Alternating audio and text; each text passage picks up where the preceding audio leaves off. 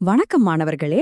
Salem grace சமூக கல்லூரி வழங்கும் இந்த சிறப்பான கல்வி விளக்க உரைக்கு உங்களை ரொம்பவே உற்சாகமா வரவேற்கிறேன். இன்னைக்கு நாம லைஃப் கோப்பிங் ஸ்கில்ஸ், அதாவது வாழ்க்கையை நிர்வகிக்கும் திறமைகள், குறிப்பா ஒரு மாணவனா உங்களுடைய வெற்றி பயணம் எப்படி இருக்கணும் அப்படிங்கறத பத்தி ரொம்ப ஆழமா பேச போறோம்.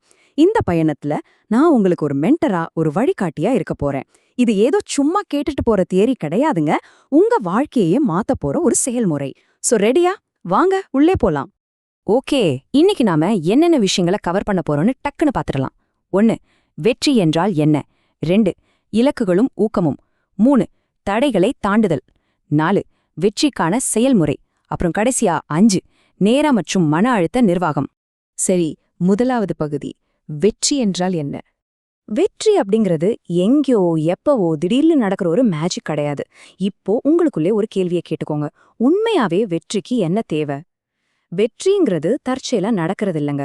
உங்களுடைய ஆழமான ஆசை, சளைக்காத விடாமுயற்சி, கடின உழைப்பு, அப்புறம் சரியான மனோபாவம், இது எல்லாமே சேர்ந்த ஒரு காம்பினேஷன் தான் வெற்றி. இந்த அடிப்படை கற்களை நீங்க ஸ்ட்ராங்கா போட்டுட்டீங்கன்னா வெற்றி ஆட்டோமேட்டிக்கா உங்களை தேடி வரும். அடுத்த பகுதி 2, இலக்குகளும் ஊக்கமும். ஊக்கம், அதாவது மோட்டிவேஷன் அப்படிங்கிறது ஒரு குச்சியில கட்டப்பட்ட கேரட்டை துரத்திட்டு போற மாதிரி தாங்க. இலக்குகள் இருந்தாதான் அந்த மோட்டிவேஷனே நமக்குள்ள வரும். சரி, அந்த இலக்குகளை எப்படி செட் பண்றது? அது பொதுவா 3 வகையா பிரிக்கலாம். 1.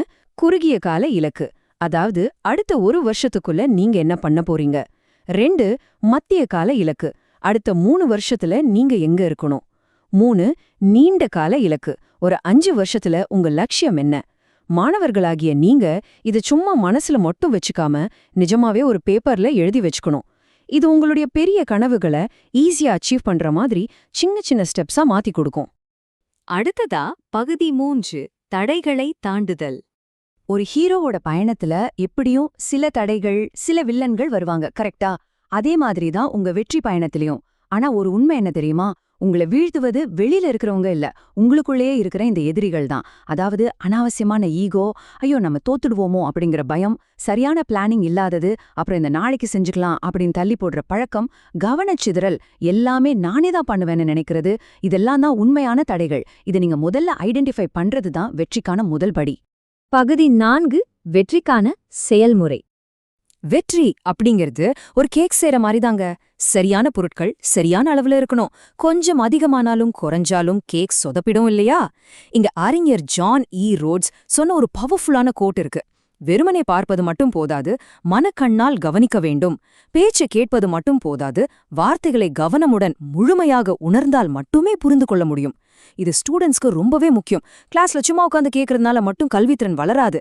நீங்க ரொம்ப இன்வால்வ்டா ஆழமா அதை புரிஞ்சுக்கணும். அதுதான் உங்களை முழுமையாக்கும். இந்த இடத்துல நாம 2 விஷயங்களுக்கு இடையில இருக்கிற வித்தியாசத்தை தெளிவா புரிஞ்சுக்கணும். விடாமுயற்சி அப்புறம் பிடிவாதம், ரெண்டும் கேட்க ஒரே மாதிரி இருக்கலாம், ஆனா டோட்டலா வேற. விடாமுயற்சிங்கிறது ஒரு நல்ல காரியத்தை எப்படியாவது செஞ்சு முடிக்கணும்னு நினைக்கிற ஒரு பாசிட்டிவான உறுதி. ஆனா பிடிவாதம்னா என்ன தெரியுமா? ஒரு குறையையோ தப்பையோ விடவே மாட்டேன்னு அடம் பிடிக்கிறது. விடாமுயற்சி உங்களை முன்னாடி கொண்டு போகும், பிடிவாதம் உங்களை பின்னாடி இழுக்கும். நீங்க எதை சூஸ் பண்ண போறீங்க? கண்டிப்பா விடாமுயற்சியே தான். பகுதி 5, நேர மற்றும் மன அழுத்த நிர்வாகம். நேரத்தை மேனேஜ் பண்றது அப்படிங்கிறது உங்க வாழ்க்கையே மேனேஜ் பண்றதுக்கு சமம். உங்க டைமையும் மனசையும் நீங்க சரியா கையாளலைனா உங்களால தொடர்ந்து பயணிக்க முடியாது. புக்ல இருக்கிற ஒரு ஸ்ட்ரெயிட்டான கேள்வியை நான் இப்போ உங்ககிட்ட கேட்குறேன். உங்களுடைய தினசரி அட்டவணை, அதாவது டெய்லி ஷெட்யூல் என்ன? ஒரு நிமிஷம் நிதானமா யோசிச்சு பாருங்க. காலையில எந்திரிச்சதுலேருந்து நைட்டு தூங்குற வரைக்கும் உங்க நேரத்தை எதுக்காக செலவு பண்றீங்க? உங்களுடைய ஹாபிட்ஸ் என்ன? உங்களுடைய ஒட்டுமொத்த எதிர்காலமுமே உங்களுடைய இந்த டெய்லி ஷெட்யூல்ல தாங்க ஒளிஞ்சிருக்கு. ஸோ ரொம்ப முக்கியமான பாயிண்ட் என்னன்னா, இந்த ஸ்ட்ரெஸ்ஸை எப்படி ஹேண்டில் பண்றது. நம்ம பாடநூல் சில சூப்பரான பிராக்டிக்கல் டிப்ஸை கொடுக்குது. டென்ஷனா இருக்கும்போதெல்லாம் ஆழமா மூச்சை உள்ள இழுத்து வெளிவிடுற மூச்சு பயிற்சி பண்ணுங்க. உங்களுக்கு பிடிச்ச பொழுதுபோக்குகள்ல, ஹாபீஸ்ல ஈடுபடுங்க. மத்தவங்களுக்கு ஹெல்ப் பண்ணுங்க. சமுதாய பணிகள்ல கொஞ்சம் நேரம் ஒதுக்குங்க. எல்லாவற்றுக்கும் மேல உங்க படிப்பு அல்லது வேலைக்கும் உங்களுடைய பர்சனல் சந்தோஷத்துக்கும் இடையில ஒரு பேலன்ஸை கொண்டு வாங்க. இது உங்க மனசை ரொம்பவே ரிலாக்ஸ் ஆக்கும்.